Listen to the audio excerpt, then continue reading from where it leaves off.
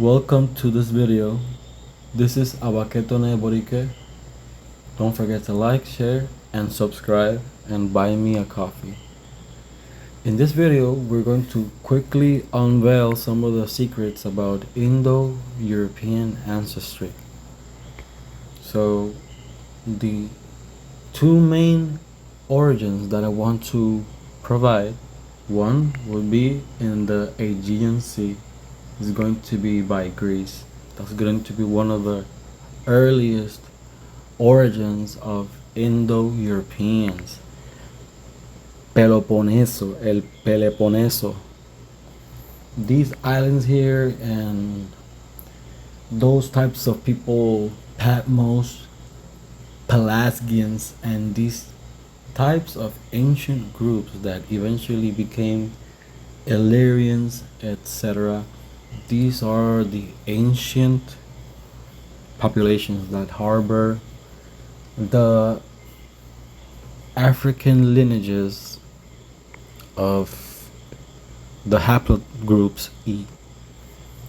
These are the haplogroups that are E that are present among these parts of Italy, which is east of Italia, which is the eventual location of Illyrians, and Albania over here to the west of Albania. And we will see how those type of names eventually allude to Proto-Indo-Europeans. We have a lot of different secrets that may pop up from here and there, but another origin that I'm going to maybe find is to the east side of Turkey. Is going to be near Syria and near Turkey, and maybe also near Georgia, and then more to the future is going to expand onto parts of Kazakhstan and even to Ukraine. Okay, so one of the most ancient populations that we are going to review right now are going to be this is going to be good. So some of these populations that I'm going to expose in this video, some of the secrets about the Indo-European ancestry and how did it develop. Well, one of the first populations that we should speak about is that of the Neanderthal. So we knew a whole bunch of things about the Neanderthal. In the end, and in conclusion about that part, a whole bunch of those things were misinformation and not general or generalized information about these types of ancient hominids, which are people, which are humans. Now, how did we get Neanderthals? In the beginning of the start of humanity, because we had a start, we had a beginning, we had to begin civilization, and I suggest strongly that it was around this location, Ararat, where is the place of origin of most of the populations. Okay, now there was a population that moved onto parts of Greece and its islands, and this population was associated to most likely lineages of Mizrahim and Foot, which could be totally possible. And on the other hand, some of these lineages are also of Canaan. So that's where we are going to get some of the secrets that are going to unveil the ancestry of the Indo-Europeans. But this wasn't the ancestry that prevailed. It's the ancestry that phenotypically and This is the ancestry that phenotypically was able to influence the most. So, what happened first? We get the Kenites and the Kenicites. We have a confederation of a whole bunch of tribes. Most of them went through the Mediterranean, right? But the Kenicites were expelled to parts of Europe. So that's one of the secrets about Indo-European ancestry, is that these Kenicites, or the Kenicim, which are blonde and should be roughly built, and very tanky with prominent muscles, etc. These Kenicites should be very much alike the Neanderthal that we are seeing in our archaeogenetics and our history. At one point, um, they were here, but then they went everywhere else because these populations will expand onto Kazakhstan, and then from Kazakhstan to Mongolia. And in Mongolia, you had the other version of these Neanderthals, which were the Denisovan, which could be, in my own branches of research, the total connection of Sinites and Joktonites, which that is who the Denisovans should be. So then let's move on to these early populations. We're not going to talk about the other Canaanite tribes, these other confederations. Why? Because most of them were destroyed by Assyrians, by Persians. They were kicked out and they were brought to small numbers. But these populations, these ancient populations, were still in the low numbers, and that has a particular genetic reason. And the reason to this condition is that these Neanderthals, which are Kenites, have a condition that they cannot produce offspring that is able to produce more offspring. They have this type of genetic condition.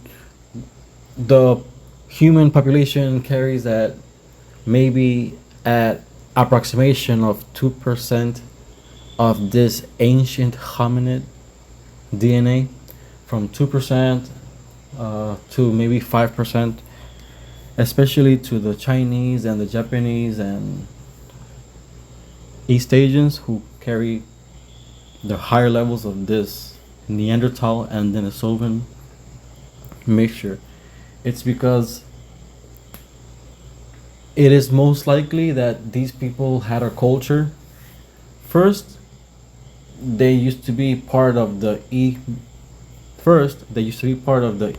branches, but then they entered a culture named Scythia, and then a lot of Proto-Indo Europeans were spreading around parts of Europe.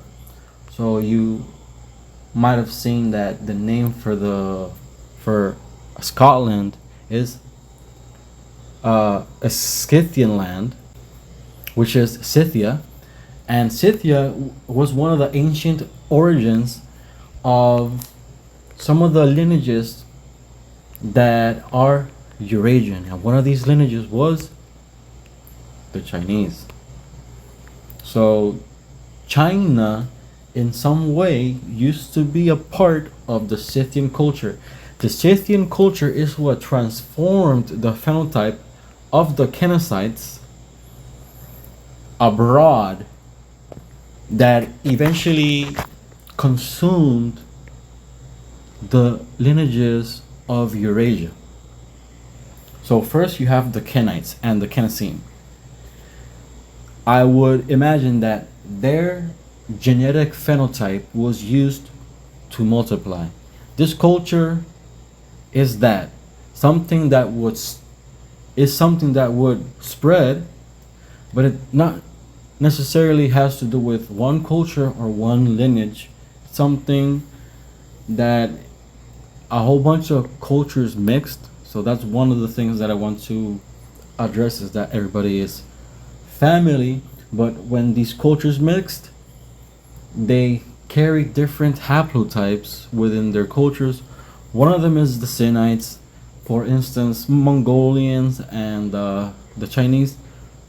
Before all that, you had the Xiongnu and Chinese, Sinites, and even maybe some of the Germans and the Slavs, their ancestors were within these complexes and these cultures that were Turkic, not necessarily from the Han, because I would imply also or add that even though there was mixtures of all these types of cultures, they still carried a sense of heritage and lineage.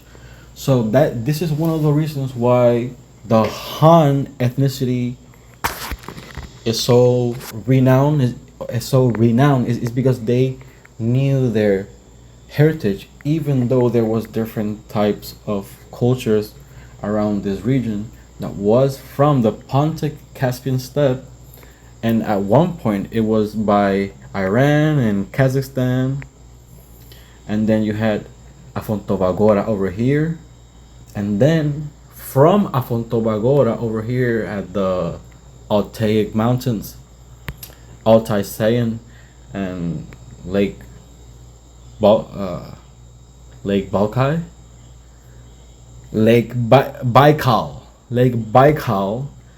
Over here is where the R1B and Q used to originate. And this is prior to the BC time, like let's say like 400 years before the BC time is where these sort of migrations were happening of pastoralists. It doesn't mean that they were all German. It doesn't mean that they were all Asiatic. It doesn't mean that they were all Shemitic. It's most likely that from my genetic study, I would conclude from that observation that these were most likely mixed, and then they carried their own paternal lineages abroad through different directions, and a whole bunch of cultures and complexes and civilizations formed from their dispersal. So first you had the Kenites, and then in the archaeogenetics and the historical populations, you also have the Western hunter gatherers. Well, this is after something happened around here by Iraq and Iran. By Iraq, specifically, and Mesopotamia, and that's where the Joktonites spread and they went through here. This is where the Japhetites spread and they went through here. They went through Ukraine, Romania, Bulgaria, Greece, Italy, Spain, Portugal, parts of North Africa, which is not here. But while all of that was happening, you also had Canaanites over here at Saudi Arabia, and that's why the Arabians are partially Proto-Indo-European, carry green eyes, red hair. It has to do a lot with the ancestry of Esau, which is one of those ancestries that was here. Also, Edomea is one of those places that maybe his ancestry had spread to, and he could be considered one of the Proto-Indo-Europeans, one of that ancestry that formed these Proto-Indo-Europeans, which are not necessarily the Proto-Scythians. The Proto-Scythians are the ones that first spread. The Proto-Scythians are the ones that spread this direction, and they were here by Romania, France, Spain, and these were your original Japhetite lineage, your original Europeans. These carried the haplotypes I I think it's I2 and I1, and then there is also J1 and J2. You may see J1 and J2 over more to this region, and then there is also G, which are one of the original lineages of Europe. Not necessarily the Kenicites, which might have a different lineage, might be related to maybe Q, might be related to maybe E. These were these come from a mixture of the Scythians that have a confederacy that connect from Egypt, Greece, the Levant, like Edom, Ammon, and a whole bunch of those tribes that are Indo-European, and they carry these phenotypes that are most likely and considered Indo-European, and the lineages of Japhet were most likely here. For instance, Ashkenaz and Togarma were maybe like here, and then they ended up over here after they were influenced by the Scythian cultures. They were probably here, and then they were influenced by peoples that came eventually from here. And while the original Japhetites were here, they probably mixed a bit with the Neanderthals, but this is when the Scythian cultures were forming, and little by little, the ancestry was more seen of this Kenicites in the here in the Caucasus region, slowly spreading. But each of themselves, they knew of their own and of their own ancestries, whether they come from Riphath, well, these were found over here, whether they come from Ashkenaz, these were found here, and maybe all the way up to here. And Togarma was probably over here more through China. That's probably most likely what's happening with the North Eurasian, East Eurasian ancestry, with Togarma, which is European ancestry that, well, look East Asian but have lighter colors. So that's could explain some of the, maybe just some of the Paleo-Siberian ancestry, but just some of it, not entirely. And then after the Western hunter-gatherers were here, then we have the Neolithic Europeans, and I'm just gonna say that it is most likely that the Neolithic Europeans, the Neolithic farmers, most likely come from parts of Turkey and the Levant. But then they spread all the way over here, and I would assume that it's maybe one of these lineages that is most likely related to the Greeks, which is Lavan, or a name similar to that, Lavan, or Javan, which means Greece, is the ancient name for Greece, and it's probably one of those lineages that spread along of Europe, because then we get the total Indo-European expansion that comes from the Caucasus region. These pastoralists that are called the Caucasus pastoralists, they come from over here, the Altaic region. R1b, R1a, and then over here you get the Q. And they were all both in one complex at one point, and then they moved into the Caucasus region. And in genetics, we see a flow of the R1b and the R1a, that from this point, and then the Bell Beaker, and then from the Bell Beaker culture, because it first was from here, then they went into the Bell Beaker culture, where they mixed into the Bell Beaker culture, and it seems that the Scythian culture kept on with this type of culture where they would prefer lighter color of the tones of skin. Yes, I literally mean skin. And this culture spread and spread and spread, but it was a kind of violent in a way. And then that's how the Indo European spread so much from over here, Eurasia, to the Pontic Caspian steppe, and from the Pontic Caspian steppe, R1b can be seen migrating into a whole bunch of regions in Europe. So eventually, this is how we get the original Indo Europeans, which is through the ancestry of the ancient North Eurasians. The ancient North Eurasians were the ones that were from these type of complexes, and with the and with the lineages of R1b, R1a, and they also had Q, which then later, or which then later became the Native Americans that went through here.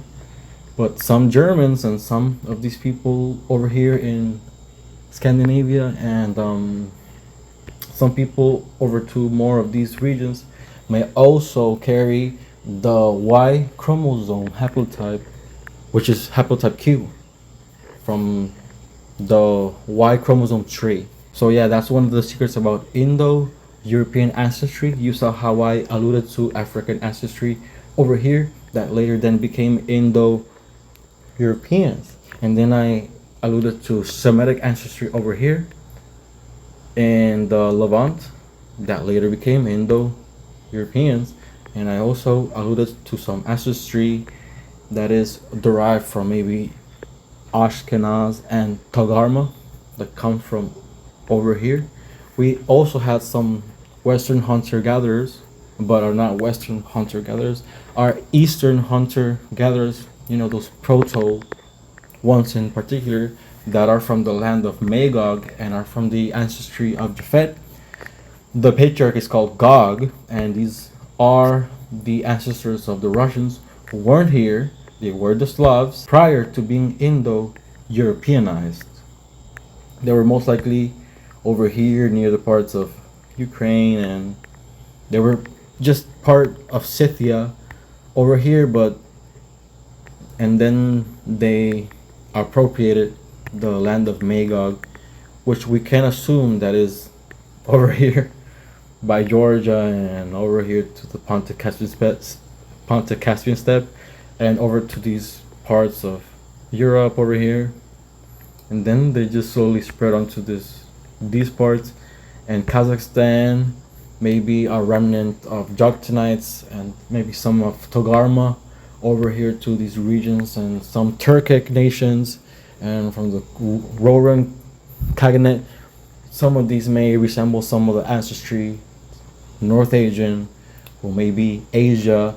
Asia is not from Shemitic and it's not from the African lineages. She would be totally from the Japhetic lineages, just like Ashkenaz and Rifet. Rifet being the Celts and the Gauls over here. Ashkenaz being the Germans, but the Germans can stretch up to maybe parts of maybe Kazakhstan. And Togarma may have its ancestry trickled in through some of these parts of the world, but not as defined as Ashkenaz and Rifat, which probably follow a strictly Indo-European lineage that in the past used to have Eurasian features. Yeah, these people, for instance, Russians, not necessarily Russians, but Germans. Today, Russians, some lineages, but most likely Germans and the old Celtic populations used to have Eurasian features to their physical appearance, but that reduces once the populations intermingle and intermix with total Western hunter-gatherers.